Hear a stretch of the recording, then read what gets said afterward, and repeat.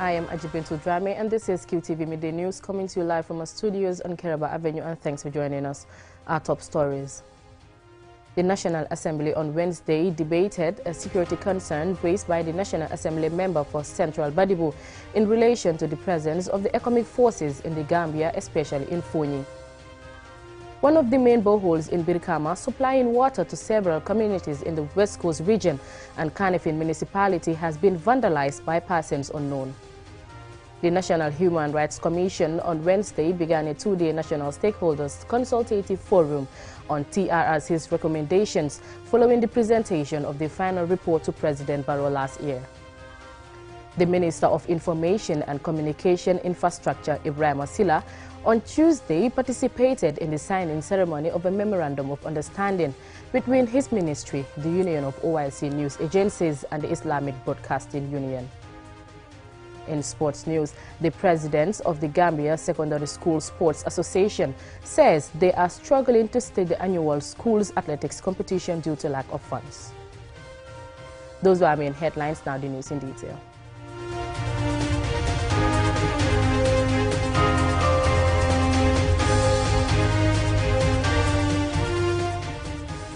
Now, the National Assembly on Wednesday debated a security concern raised by the National Assembly member for Central Badibu in relation to the presence of the economic forces in the Gambia, calling for the change of deployment in Fonyi for what he calls the maintenance of peace and order in that part of the country. Mobdelamin Choi reports. Recent developments in the western part of the country has become a concern and debate for some of these lawmakers. It all started from the National Assembly member for Central Badibu, who references the January clash between the Senegalese forces of the ECOWAS mission in the Gambia and the MFDC separatists, which has claimed the lives of 2 Senegalese forces of the economic contingent, with 7 taken hostage and the displacement of hundreds of Fonyi residents. The Gambia is a sovereign state that should be in charge of its security. We all appreciate the support of ECOWAS in 2016, but we still expect the government to implement the much talked about anticipated security sector reform, as it is about time our men and women in uniform take control of the security of our beloved country. The Assembly debates the statement of the NAM for Central Badibu with arguments for and against, as well as the wider matter of the presence of economic forces in the Gambia. NAM's Fonyi Councillor and Fonyi Berefet take part in the debate. I think today I am vindicated.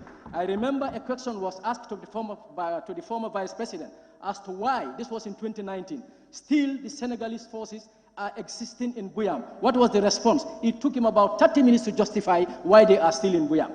2016 to 2019, how many years? Almost 3 years. No change happened. So you cannot tell us today that you have concern about our welfare and our security situation.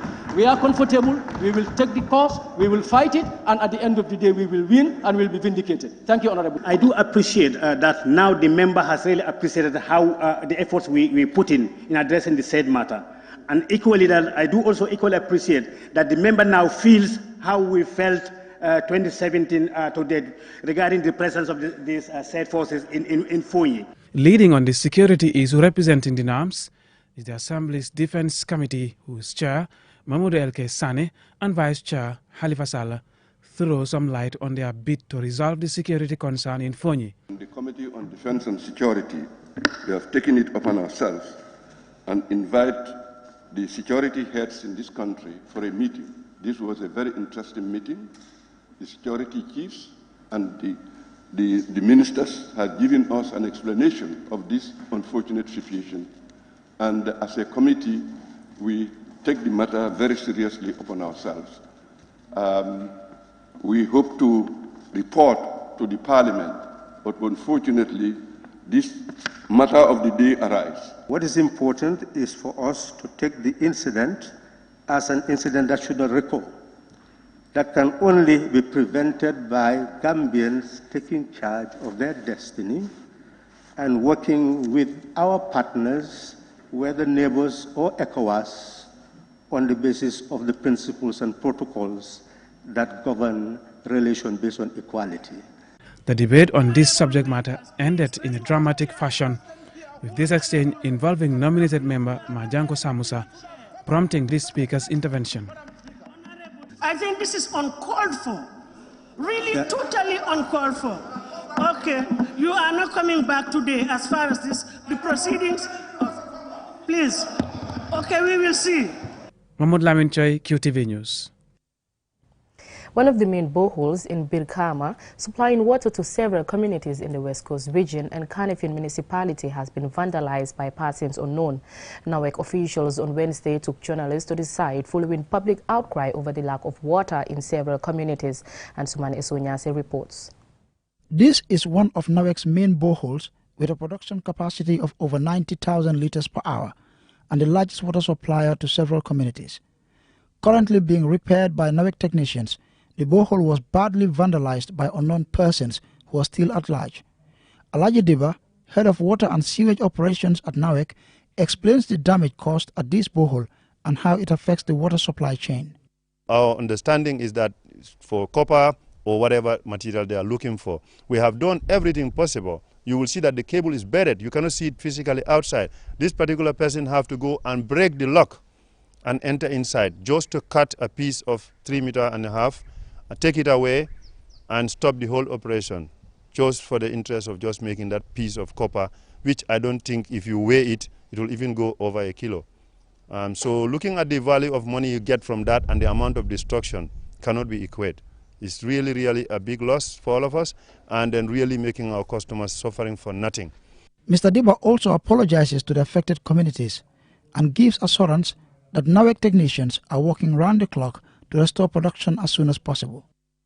This is not the first one, and not only on this field. The last time it was in the Sokotra fields. In fact, we experienced where even our water meters, they've just been vandalized, just been destroyed for nothing. So this is really, really, really a challenge.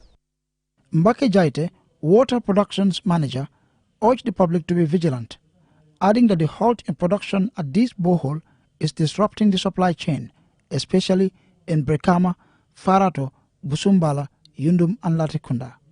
Vandalizing this borehole means we are losing a production capacity of over 2 million liters per day. So, and trying to restore it, as you can see, the equipment on the ground, it requires heavy mobilization of the crane. Our technicians are on the ground to come and restore, because losing that capacity, when we are already even struggling to respond to the demand, the growing demand, I would say, we cannot afford to lose any of our production boreholes. From Brikama, officials also visited the Jambul borehole station, where we found visible marks of an unsuccessful attempt to cut the main pipes. The door to the control room was also damaged. Meanwhile, officials are calling on the authorities to help secure these important borehole plants. Answane Sonyasi for QTV News.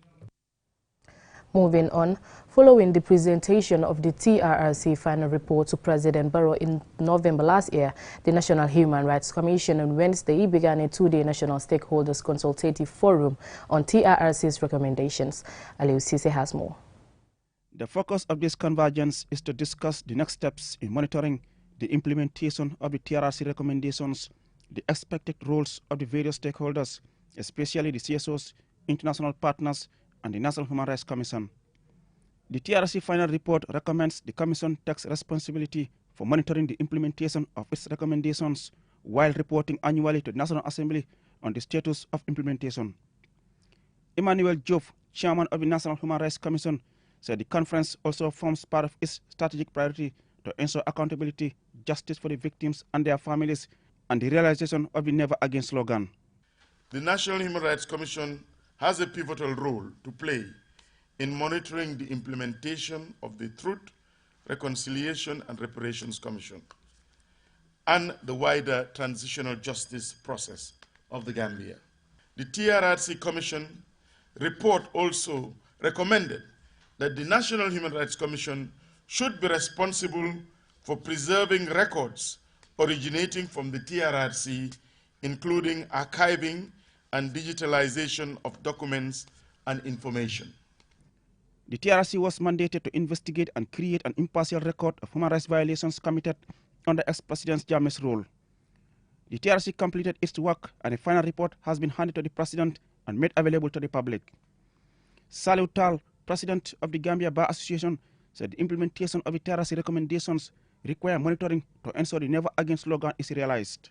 we must remember that at the center of justice and reconciliation is ensuring that those who bear the greatest responsibilities for those atrocious crimes committed are held accountable.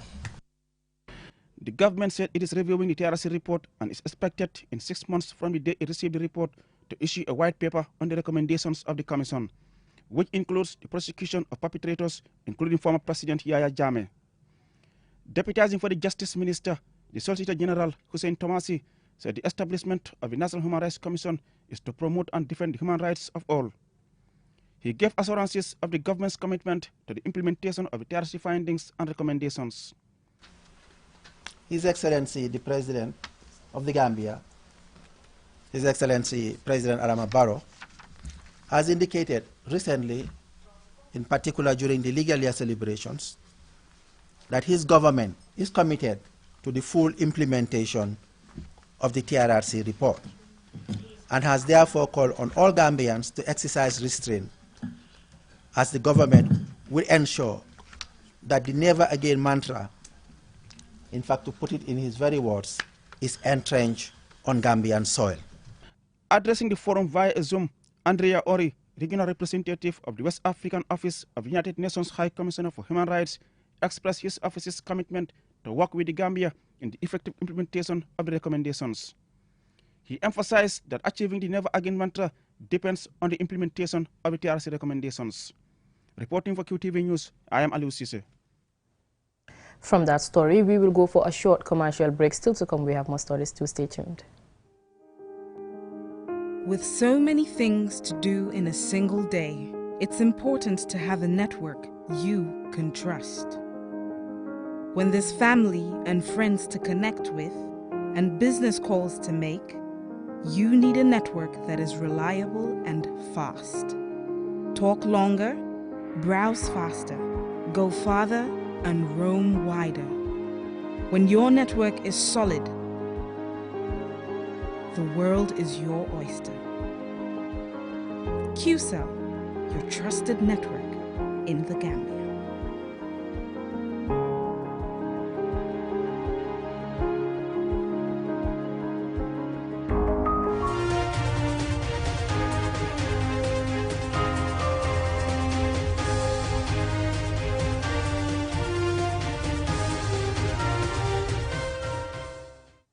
Welcome back. The Minister of Information and Communication Infrastructure, Ibrahim Masila, on Tuesday participated in the signing ceremony of a Memorandum of Understanding between his ministry, the Union of OIC News Agencies, and the Islamic Broadcasting Union. Yahya Jawa reports. The Memorandum of Understanding was signed by His Excellency, Minister of Information and Communication Infrastructure of the Republic of the Gambia, Mr. Ibrahim Masila, and Dr. Amr El-Leti, EBU's Director General, and Mohamed Abdrabo Aliami, Acting Director General of UNA, with Mr. Yankuba Diba, Head of the Secretariat supervising the Islamic Summit Conference in the Gambia, in attendance. The objective of the MOU is to coordinate the management of the Information Center that will provide media coverage for the 15th session of the Islamic Summit Conference to be hosted by the Gambia this year. At the event, the OIC Secretary General welcomed the initiative and hailed the Kingdom of Saudi Arabia, the host nation, the Gambia, and both the UNA and the IBU for providing all the facilities in supporting the joint Islamic action. He pointed out that the MOU will give the next session a remarkable media presence which will enlighten local and global public opinion on the achievements of the Islamic Summit.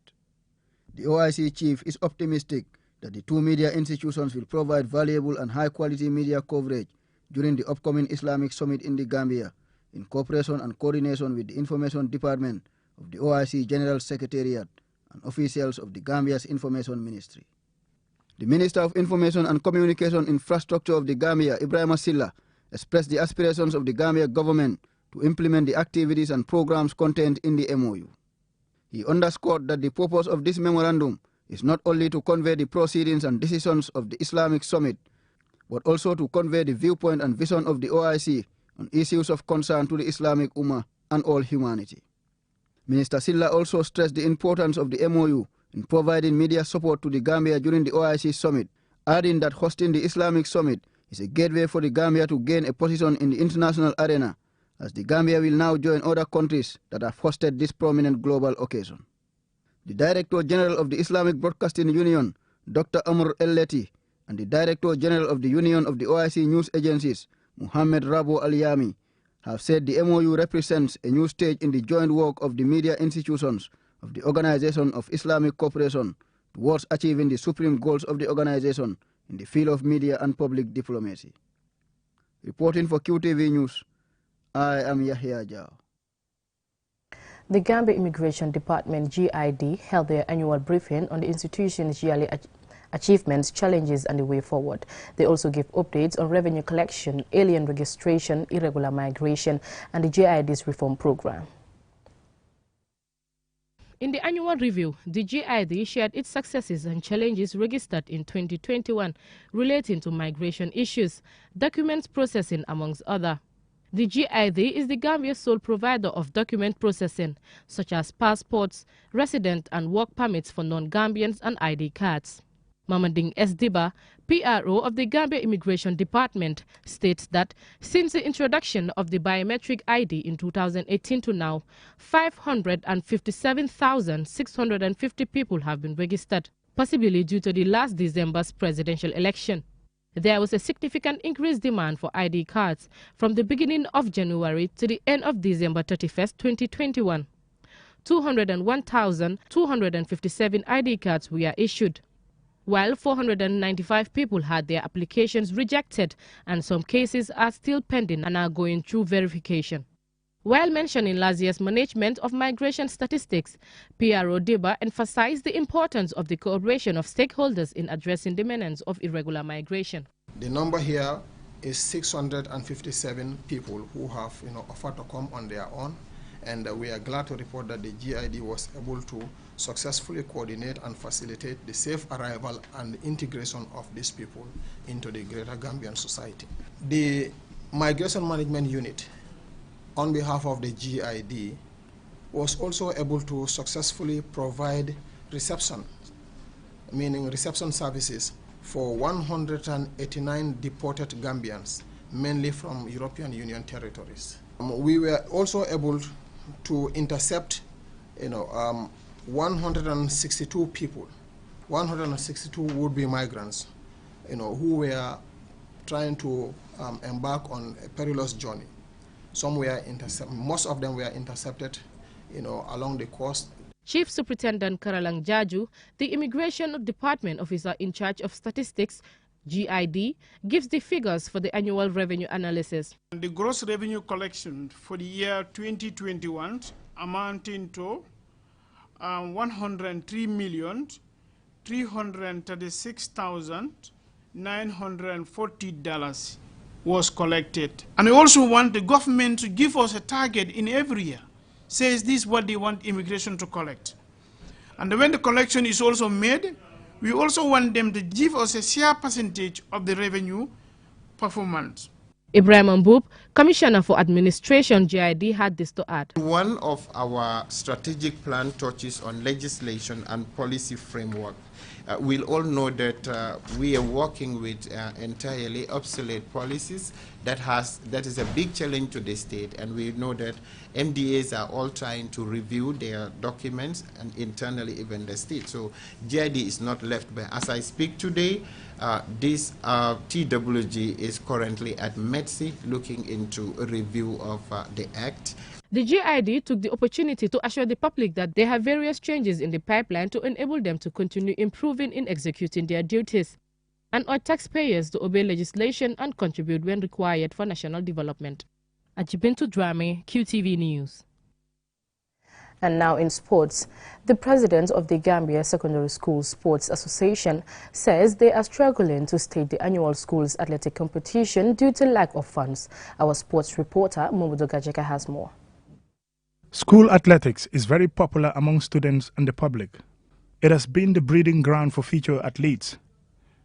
Gambia's best female sprinter Gina Bass ran on this ground in 2008 as a student, representing her school. Other athletes such as Adama Jame, Tijan Keita Fatou Sow, and Ali Juf also passed through the school system. Despite having many raw talents, developing them through support from the grassroots in the school is lacking. Ismail Assise, the president of the Gambia Secondary School Sports Association, explains. One of the biggest challenges that we face is the lack of resources, that is the funds, the required funds to organize this competition. Sometimes before we even pack up to reach out to a particular zone or region, we have to struggle. If at all the Gambia Teachers Union, Cooperative Credit Union is not available, most of the time we will not be able to organize these events. Asked about the finals of the Inter-Schools Athletics Championship to be held at the Independence Stadium, which is currently closed for renovation, Ismail Assise responded that the final will go ahead in March. For us, when it comes to athletics, we don't touch the pitch. The grasses are there, we make sure that is protected, because that is where the football is being staged. So for us, our concentration is mainly on the tracks. And if you follow our competition in the past years, we minimize, restrict, and seriously the number of people that has to get into the stadium proper. We want everyone who comes to watch is on top, apart from the athletes, apart from the officials and the press. There is no other person that is needed to be in the stadium. So we hope, we are not actually worried about that, because we know we can stage our competition without actually touching the pitch. The regional championship held at the Farafenni Mini Stadium at the weekend showed athletes running on a sandy ground with no tracks. Most athletes run barefooted with the risk of having an injury. However, they will be competing on a proper track during the final at the stadium. Meanwhile, running on a proper track remains a dream for now. Mamudu Gajaga, QTV News. Before we end, here's a recap of our main headlines. The National Assembly on Wednesday debated a security concern raised by the National Assembly member for Central Badibu in relation to the presence of the economic forces in the Gambia, especially in Fonyi. One of the main boreholes in Birkama supplying water to several communities in the West Coast region and Kanifing municipality has been vandalized by persons unknown. The National Human Rights Commission on Wednesday began a two-day National Stakeholders Consultative Forum on TRRC's recommendations following the presentation of the final report to President Barrow last year. The Minister of Information and Communication Infrastructure, Ibrahim Silla, on Tuesday participated in the signing ceremony of a Memorandum of Understanding between his ministry, the Union of OIC News Agencies, and the Islamic Broadcasting Union. In sports news, the president of the Gambia Secondary School Sports Association says they are struggling to stay the annual school's athletics competition due to the lack of funds. That's it from me in today's Midday News. Thank you for watching and have a nice day.